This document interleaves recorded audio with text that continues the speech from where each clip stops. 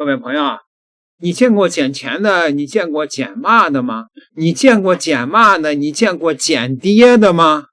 中國的手機大廠 OPPO 這回就辦了一個這麼樣的一個荒唐事兒。這不是母親節了嗎？母親節呢，這個綠廠啊，就是 OPPO 俗稱綠廠是吧？那是它為什麼要稱為綠廠呢？那跟那東廠有什麼關係？跟藍廠有什麼關係？反正我記得是一個老板，一個藍一個綠是吧？說這意思吧？好吧，咱就說母親節了，他們呢想做一個母親節的文案，他找了一个武漢大學的畢業生，這個女的呢是一個傅首爾面相的女拳師，給 OPPO 廠出了一個母親節的文案，給所有的使用 OPPO 手機的人都找了一個野爹。這次這徹底的就把中國的網友給惹怒了，你知道嗎？我媽有2個老公 ，OPPO 母親節營銷活動文案引來爭議。這條官方微博發布於5月8日，文案中寫道：我媽有2個老公，一個是我爸，另一個1年見2回，跟我爸約會基本不打扮，見另一個他恨不得穿婚紗。這篇文案被網友批評低俗，價值觀跑偏。品牌方稱，創作初衷是希望打破刻板印象，呈現更多元、更立體的當代母親形象。母親也可以擁有追星的愛好。在輿情發酵後 ，OPPO 緊急下架了全部相關內容，並發文致歉。5月10日，中國廣告協會就此發聲，堅決抵制扭曲親情、調侃家庭、低俗玩梗、刻意出位的營銷行為，飯圈話術不應該套用在親情與婚姻的話題上，忽視大眾倫理底線，再好的創意也只會翻車。這回綠廠被罵一點都不冤。這回綠廠是聯合3聯生活週刊一起發起的這個母親節影像徵集活動，所以搞出來這麼惡心人的文案，就一點都不覺得奇怪了。咱們先把3聯生活週刊放在一邊，我最後講。咱們看看那個文案內容啊。我媽有2個老公，一個是我爸，另一個1年見2回，跟我爸約會基本不打扮，見另一個他恨不得穿婚紗。這是打女權打傻了吧？這是追星追傻了吧？這是跟這宣揚什麼多元化婚姻呢？這是跟這宣揚什麼惡臭的飯圈文化呢？我們國家的婚姻法中明確規定了，我們是一夫一妻制的。這是在幹嘛呢？這是在公然鼓勵婚內出軌行為嗎？還是在肆無忌憚的宣揚婚內精神出軌行為啊？這惡臭文案寫的好像還把這種行為當成了一種光榮和驕傲的東西一樣。這是在幹嘛呢？這表面上看起來是在大張旗鼓的破壞我們正常人、正常社會的公序良俗，可實際上是這樣的嗎？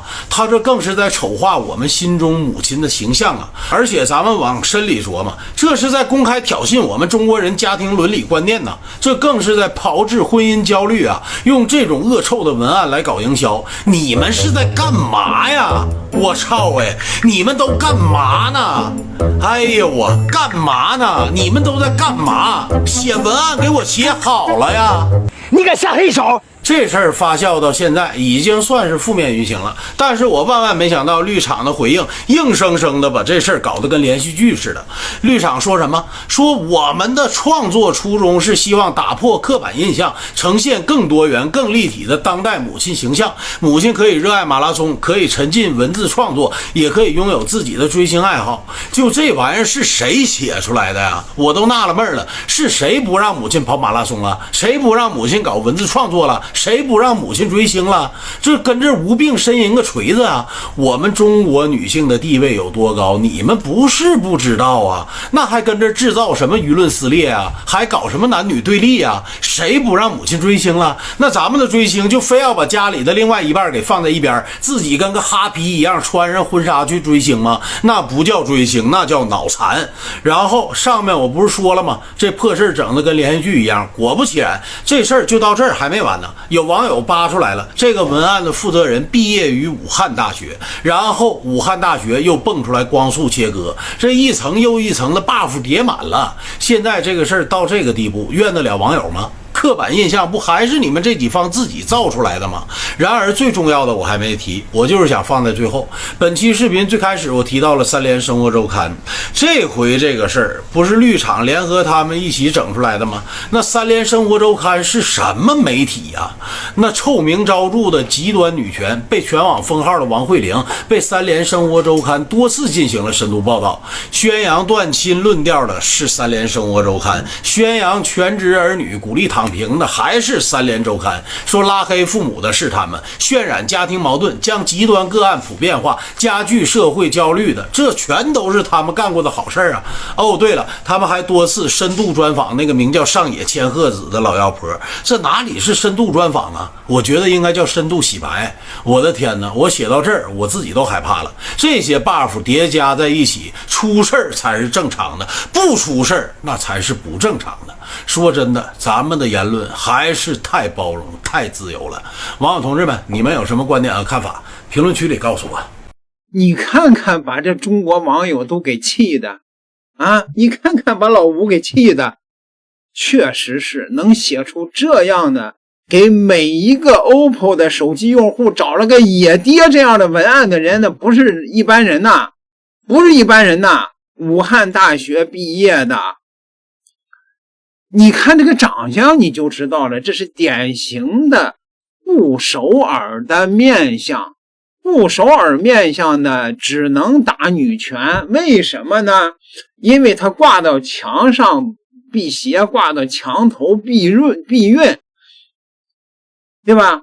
所以他就只能去打女權了，因為沒有男的願意搭理他。這個武漢大學被這個女權啊，被那個前一陣那個楊景元給弄的是聲名掃地。武漢大學這回求生欲太強了，馬上就出來光速切割了。說這個畢業生跟我們沒關係啊，沒關係啊，好吧。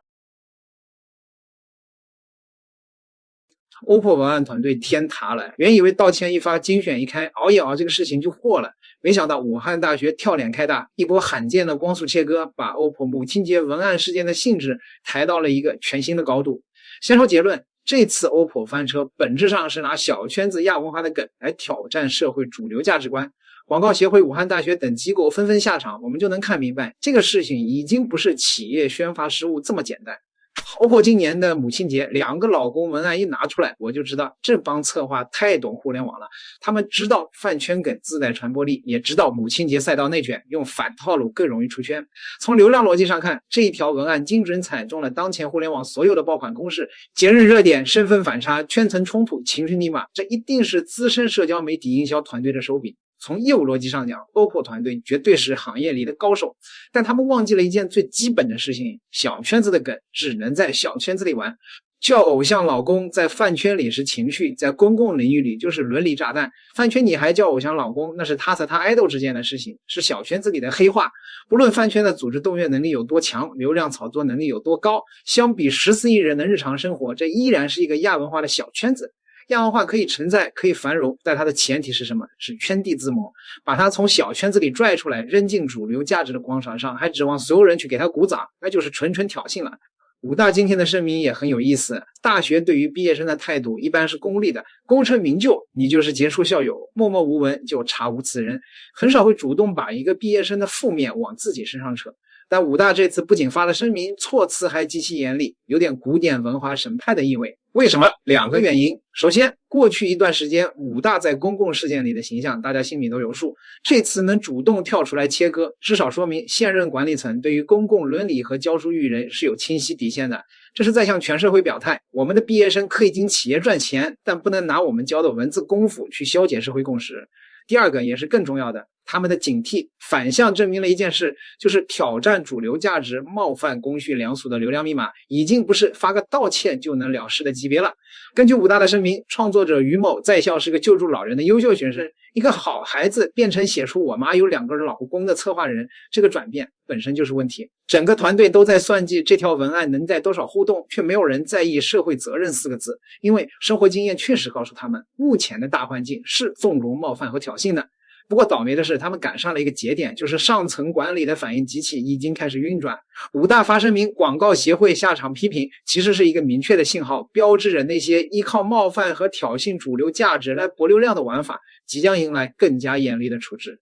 所以回到開頭 ，OPPO 團隊不是笨，是太聰明了。他們聰明到以為互聯網的流量邏輯可以通治一切場合，但在今天的語境下，你可以聰明，不過不能把聰明用在消解社會共識上。你可以有表達，但不能冒犯多數人。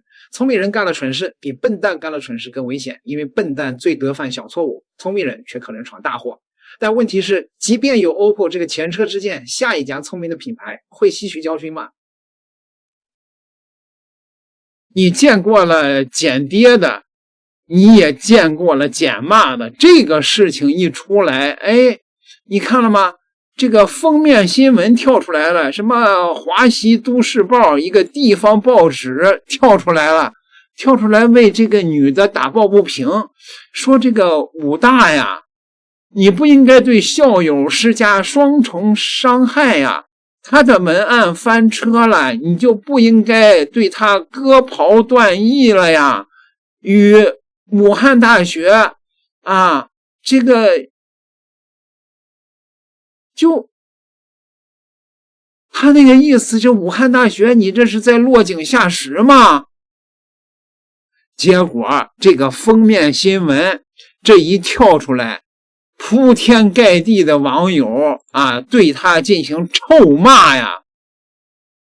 你看這底下說啊，你看這底下這網友們說啊，你本身就不客觀，客觀來說武漢大學處理得很對，客觀來說封面新聞的此舉並非不能理解。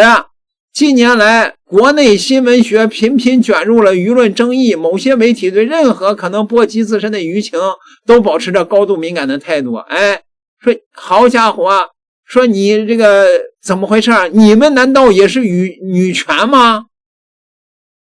這一次我支持武大做得對啊，別叫了啊，你們各大媒体都找到了自己的另一個爸爸，奔走相告。張雪峰的含金量又提升了，因為張雪峰說現在學新聞學那純屬浪費時間。好家伙，這封面新聞這是出來剪罵了，同時也給自己又剪了一個野爹是嗎？